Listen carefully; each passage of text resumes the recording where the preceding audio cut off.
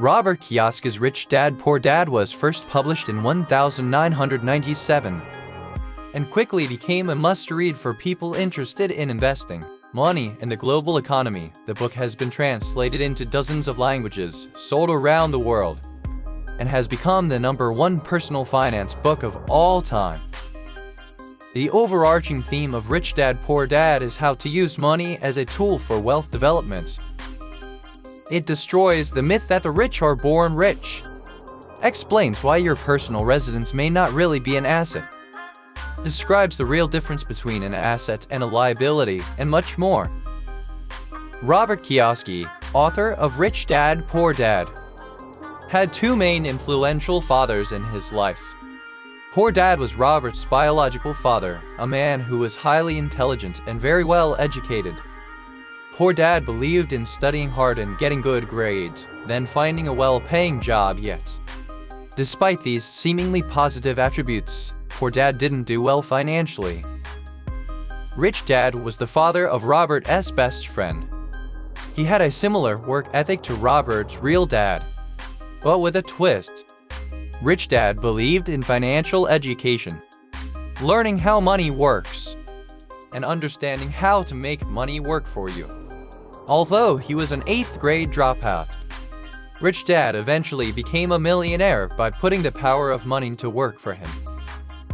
The book is written from Robert's perspective of how Rich Dad went about making money and the mistakes that Poor Dad made. The first 6 chapters of Rich Dad Poor Dad make up about 2/3 of the book and discuss the 6 lessons that Kiyosaki learned from his rich dad. Chapter 1: The Rich Don't Work for Money. Oftentimes people misunderstand the title of this chapter and mistakenly believe that it means the rich don't work. In fact, the complete opposite is true. Instead of reading the chapter title as "The Rich Don't Work for Money," what Robert means to say is that the rich don't work for money. Note that by putting the emphasis on the word money, this section takes on an entirely different meaning.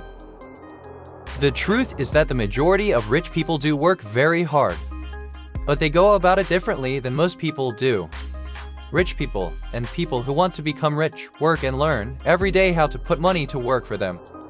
As Rich Dad says, the poor and middle class work for money, the rich have money work for them. Robert also notes that having a regular job is just a short-term solution to the long-term problem or challenge of creating wealth and financial freedom. It's fear that keeps most people working at a job. The fear of not paying their bills. The fear of being fired. The fear of not having enough money. And the fear of starting over. That's the price of studying to learn a profession or trade, and then working for money. Most people become a slave to money and then get angry at their boss. Chapter 2: Why Teach Financial Literacy.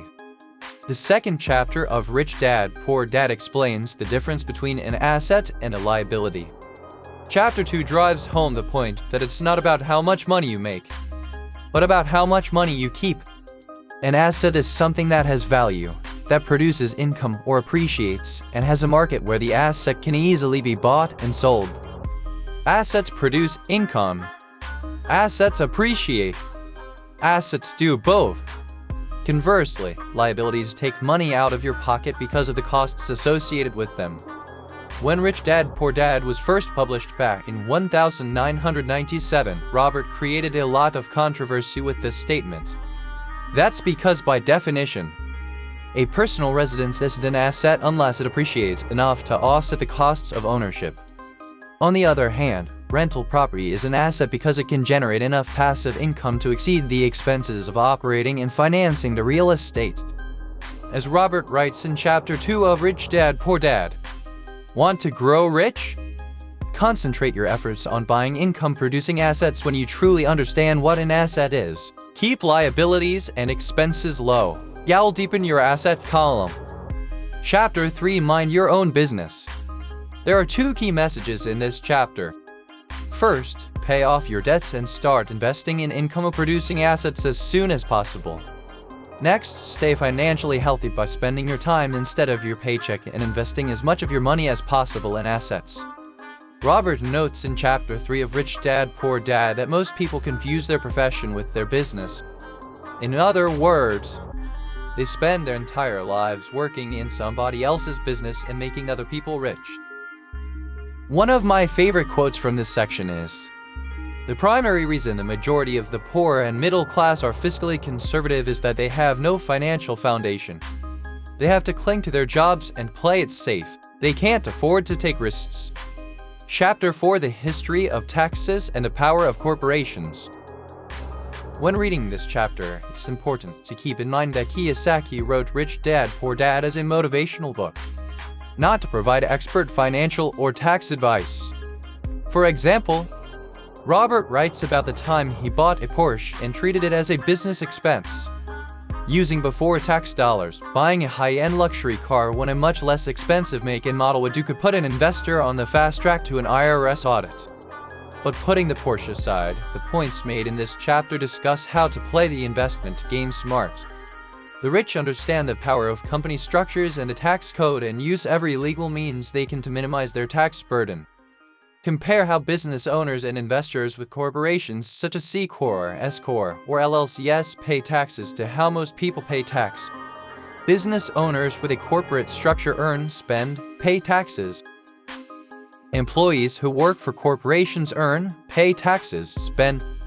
Notice that employees who work for somebody else spend their money post-tax, while business owners earn and spend before paying tax.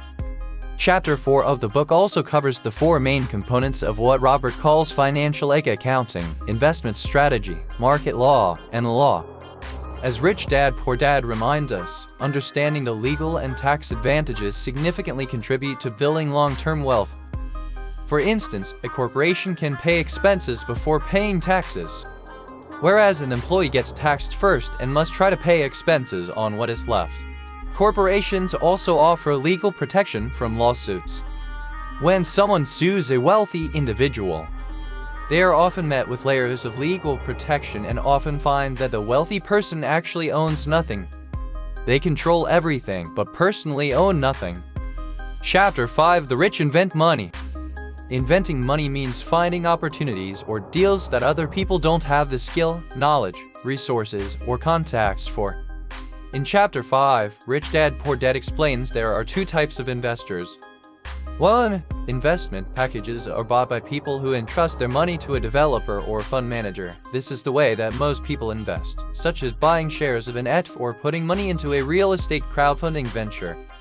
2. Professional investors look after their own investments, research the market to find deals that make sense, then hire professionals to manage the daily oversight. Professional investors have 3 things in common.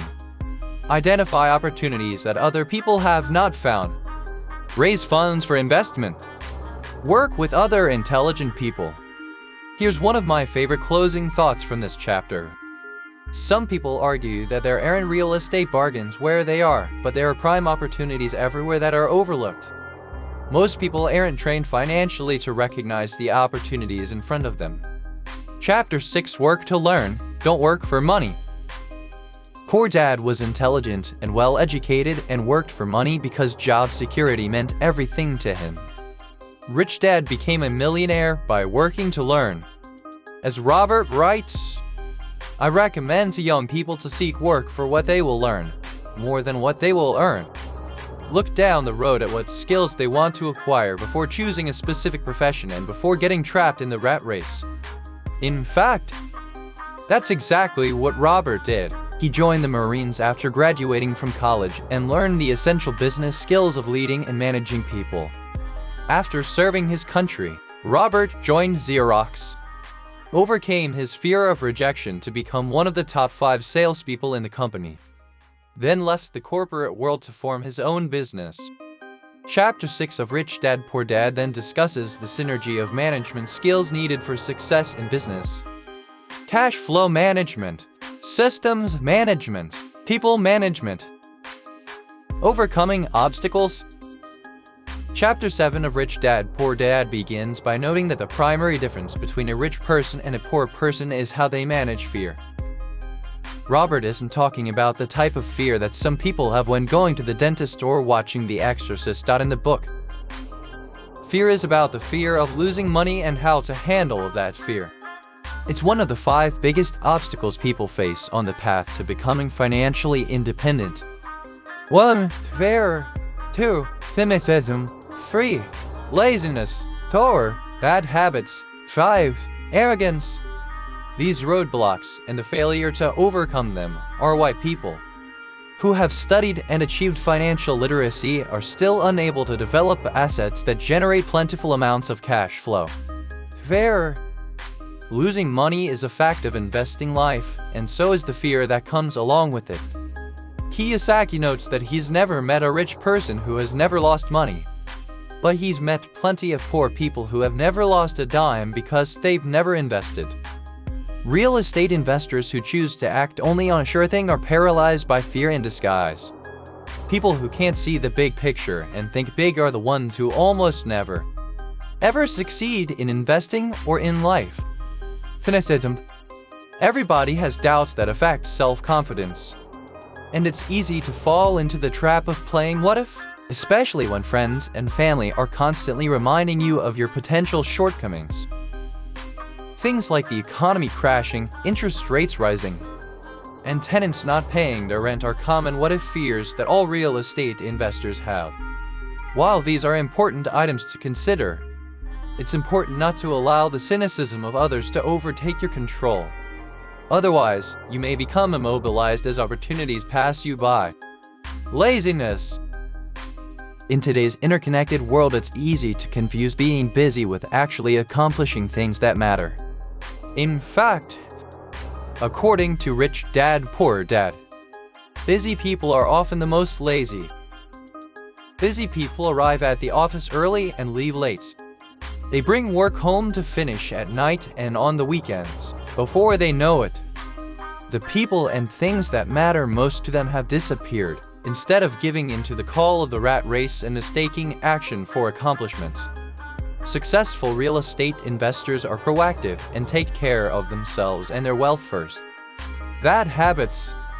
Habits control behavior. For example, most people pay their bills first before they pay themselves. The result is that there's usually very little left over at the end of the month for investing. Paying yourself first, even if you don't have enough money to pay other people, makes you financially stronger, mentally and fiscally. In a way, it's a form of reverse psychology. When you develop the habit of paying yourself first, you become motivated by the fear of not being able to pay creditors. In turn, you begin looking for other forms of income like investment, real estate. Arrogance. Investors know what makes them money, but it's the things they don't know, and don't know they don't know, that makes them lose money. When people become truly arrogant, they honestly believe that what they don't know doesn't matter. Train yourself to listen to what other people have to say, especially when it comes to money and investing. If you discover you're ignorant about a subject, educate yourself or find an expert in the field. Overcoming these 5 biggest obstacles on the path to real estate success requires a blend of balance and focus. There are plenty of chicken littles in the world today, people with a victimhood mentality who lie their lives in cynicism and pessimism. Rich Dad Poor Dad suggests filtering negative people and their fears out of your life.